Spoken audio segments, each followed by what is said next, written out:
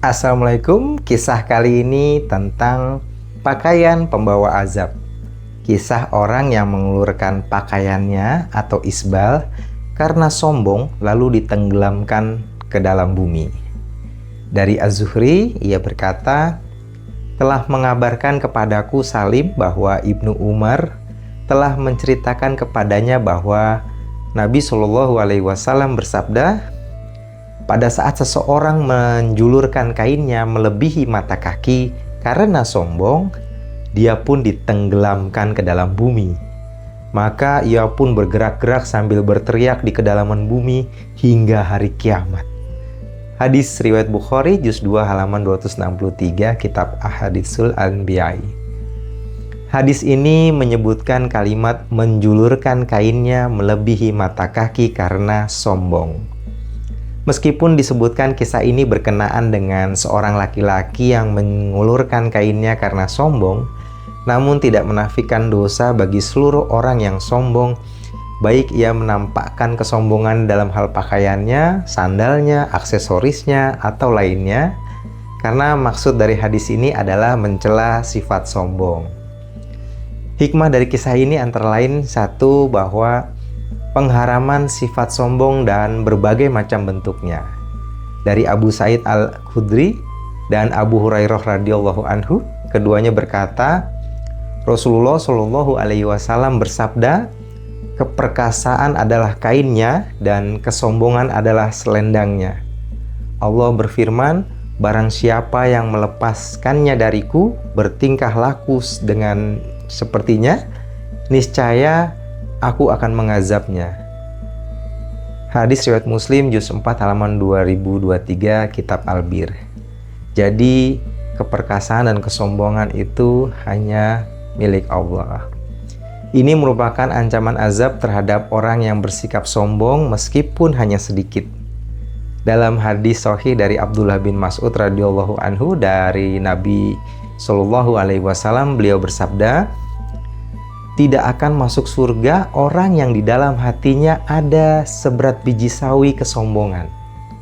Hadis riwayat Muslim juz 1 halaman 93 kitab Al-Iman.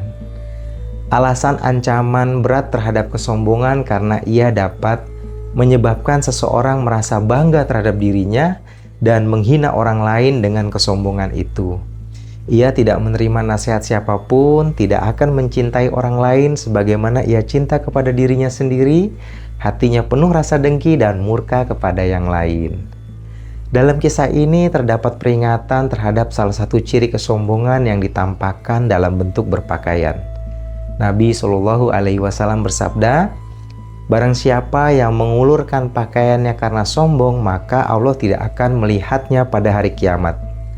Abu Bakar radhiyallahu anhu bertanya, ya Rasulullah Shallallahu Alaihi Wasallam, salah satu tepi pakaianku terulur sendiri kecuali jika aku benar-benar memperhatikannya.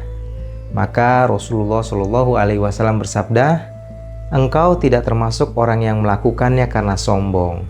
Hadis riwayat Muslim juz 4 halaman 23. Berdasarkan hal ini, ulama berpendapat bahwa ancaman tersebut hanya bagi orang yang mengulurkan pakaiannya di bawah dua mata kaki dengan maksud sombong. Jika tidak karena sombong, maka hukumnya makruh saja karena itu menyerupai orang yang sombong.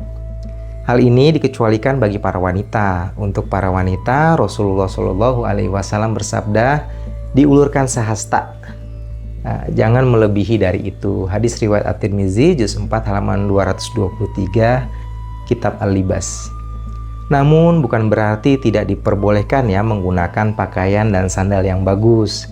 Dari Abdullah bin Mas'ud radhiyallahu anhu dari Nabi Shallallahu Alaihi Wasallam, beliau bersabda, tidak akan masuk surga orang yang di dalam hatinya terdapat sebiji sawi kesombongan. Kemudian seseorang berkata, sesungguhnya seseorang menyukai pakaiannya bagus dan sandalnya bagus. Rasulullah Shallallahu Alaihi Wasallam menjawab, sesungguhnya Allah Maha Indah dan mencintai keindahan. Sesungguhnya kesombongan itu adalah menolak kebenaran dan meremehkan manusia. Hadis riwayat Muslim juz 1 halaman 93 kitab Al-Iman. Oleh karena itu, memperindah pakaian diperbolehkan bahkan disunahkan. Riwayat dari Abul Ahwas, dari ayahnya dia berkata, "Aku mendatangi Nabi Shallallahu Alaihi Wasallam dengan pakaian jelek.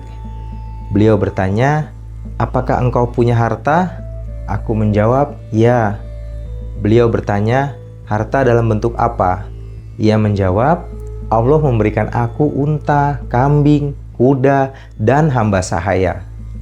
Beliau kemudian bersabda, 'Apabila Allah memberikan kepadamu harta, maka perlihatkanlah bekas nikmat Allah dan kemurahannya kepadamu.'"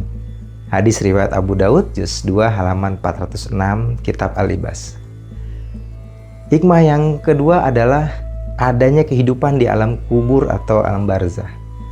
Kisah ini menguatkan adanya kehidupan alam kubur yang di dalamnya berupa azab atau kenikmatan.